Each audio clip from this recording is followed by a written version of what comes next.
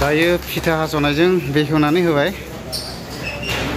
बयनिबो सुबिदानि थाखाय गोजोनथाव खौरां खुलुमबाय लोगोफोर दिनै आङो दंफैयो चिरां जिल्ला खैलामैला बाजारावहाय दा बेयाव मानो दंफैयो होननानै बुङोब्ला आंनि उनथिंजाय नुदोंना दिनैहाय बेबायदिनो बागुरुम्बा टिभिएस माने श'रुम गोदान बेयावहाय दिनैनिफ्राय अपेनिं खालामनाय जादों दा बेयावहाय ओरैबायदि मोजां टिभिएस कम्पानिनिफ्राय गारिखौहाय फाइनान्सआव लानो एबा माबायदि सिस्टेमाव लानो गोसो नोंथांमोना निश्चय बेयावहाय मोनजोबसिगोन दा आं बिथांमोननि मालिकजों डिटेल्स गासैखौबो मिथिनानै लाजोबगोन दा गोजोनथाव खौरां आरो जोङो बेबायदिनो गोजान जायगायावहाय थांनानैसो गारिफोरखौ लायनो गोनां जायोमोन बङाइ बिजनि काजलगाव दा जोङो जायगायावनो बेफोरबायदि गारिफोरखौ मोनसिगोन आरो निउ गारि दा माबायदि क्वालिटि नांगौ नोंथांमोना निश्चय गासैखौबो मोनजोबगोन दा आङो बिथांमोननिफ्राय मिथिनानै लानि माबायदि बेयावहाय गारिफोरा सफैजेनखो एबा मा सिस्टेमाव होनाय जागोन डिटेल्स गासैखौबो आं नोंथांमोननो भिडिअनि गेजेरजोंहाय लानानै फैगासिनो दङ बागुरुम्बा टिभिएस खैलामैला सेल्फ पइन्टनि बिगोमा दा आं बिथांनिफ्राय मिथिनानै लानि नोंथांमोननि बे दिनैहाय अपेनिं खालामजानाय जाबाय दिनैहाय अपेनिं हिसाबैहाय माबाफोर अफारफोर दं नामा खुलुमनाय जासिहरनाय थाबाय अफारा दङ ख्रिस्टमास आरो निउ इयारनि थाखाय प्लास लोगोसे गोदान समनि थाखाय जिखुनु जों गारि लायोबा टेंकि आबुं थाव मोनगोन लोगोसे सिट कभार आरो मोननै हेलमेट मोननो हागोन आरो नोंथांमोना खम माने डाउन पेमेन्ट होनानै जोंनि श'रुमनिफ्राय जायखिजाया गारिखौ लानो हागोन आरो न'खराव जुदि गोजाम गारिफोर दङबा बेखौ सोलायनानैबो जोंनिफ्राय गोदान गारि लांनो हागोन बेबायदि सुबिदाबो दङ ने सप्तायाव सानबेसेसो थागोन जोङो सानडेखौ क्ल'ज लाखिनाय जागोन अनलि सानडे ओमफ्राय बिनिफ्राय गासिबो मोनजोबगोन ना आरो लोगोसे बेवहाय जोंनाव सेलल' नङा सार्भिसिंनिबो सुबिदा थागोन आच्छा सार्भिसिंबो मोननाय जागोन आरो माने सार्भिसिं गासिनिफ्राय सुबिदा फेसिलिटिखौ बेयाव बानायनाय जागोन ना दा बेजों लोगोसे आं मिथिनानै लानि जेनेबा बे नै बेबायदि मडेलखौहाय जेनेबा फाइनान्स लानायसो जेनेबा बेसेबांसो गोलैगोन जेनेबा टिपिएसनि रिजन होनना बुङो 110 सीसी बेखौ नोंथांमोना दा जोंनिफ्राय 10-12 हाजार होनानै लांनो हागोन आरो गासै बिनि कन्ट्रल दामा ओरैनो जुदि केस लायोबा 94,000 ना केसाव लायोबा ओमफ्राय नैबेखौ टिपिएसनि राइडार होनना बुङो राइडार बे 125 सीसी बिनि दामा अन रड 1,18,000 1,18,000 ना डाउन पेमेन्ट होयोबा बेखौ 15,000 होबानो लांनो हागोन 15,000 ना 15,000 ओमफ्राय जेनेबा स्कुटिफोरबोथ' दङ एभेलेबेल गोबां स्कुटि दङ दा बिदिनो नाम्बार 1 सोलिगासिनो दङ ओमफ्राय नैबे गोदान मडेल नामा राइडारानो बेबो टप मडेल राइडारनि ओमफ्राय नैबेबो जोंनाव बेबो सेम दामा ने बेबो एसे बारा आच्छा माने कालारखौ लानानै बारा नामा एसे नैबेहाय माने स्मार्ट कानेक्ट दङ स्मार्ट बे मबाइलजों कानेक्सन जागोन जुदि नों सालायनाय समाव सोरबा फन खालामोबा फन खालामदों नुगोन आरो बेवहाय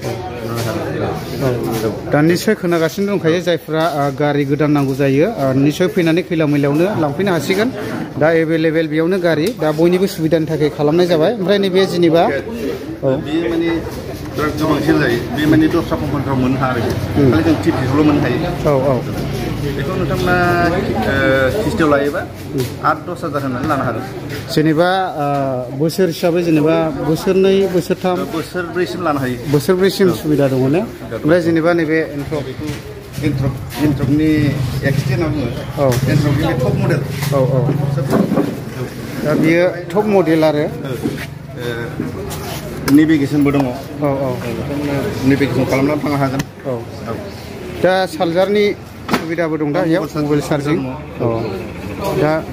बे टप मडेल नैबे माने बेलेग आरो बिनि मेथडआ एसे बेलेग जायो आरो दा जेनेबा बेखौबो फाइनान्सआवहाय जेनेबा लागोन बेसेबांसो होनांगोन 15आवनो मोनगोन ने दा निस्सय खोनागासिनो दङ दा जायफोरनो नांगौ फैनानै लांफैदो नै एभेलेबेल आरो ना बेसेबां नांगौ ओमफ्राय जेनेबा टिभिएस हिसाबैहाय टिभिएस कम्पानिनिफ्राय जेनेबा बेवहाय मा बाइकफोरखौ लाबोनाय जागोन जेनेबा टिभिएसआव जाखिनि प्रडाक्ट दङ गासिबो बाइक बा स्कुटिफोरखौ मोनजोबगोन टिभिएस कम्पानियाव जि दं टटेलि मोनजोबगोन होनबा ने दा नोंथांमोना नुदों जिखिनि सफैदों आङो बेखौहाय स्क्रिनाव होगासिनो दंखायो ओमफ्राय बाखि सफैगोन एसे उनावनो ओमफ्राय सिङावबो देखायदोथ' ओमफ्राय दा नैबेयाव सिङावबो दङ एभेलेबेल आरो ना बेखिनि सफैनानै स्टक दंफैजेनसै दा जथेस्थ' आरोखि दा जेनेबा बे बेसेबांसो गोलैगोन बिदि 1,18,000 गोलैयो केसाव लायोबा बिदिनो फाइनान्स लायोबा 10-12 हाजारसो होनांगोन आरो 10-12 हाजार दा निस्सय खोनाबाय दा बेफोरबायदिनो आरो एभेलेबेल नै गारिया सफैनानै दंसै नै जायनो जेखौ हामजायो बेखौनो लानानै थांनो हागोन ओमफ्राय लोगोसे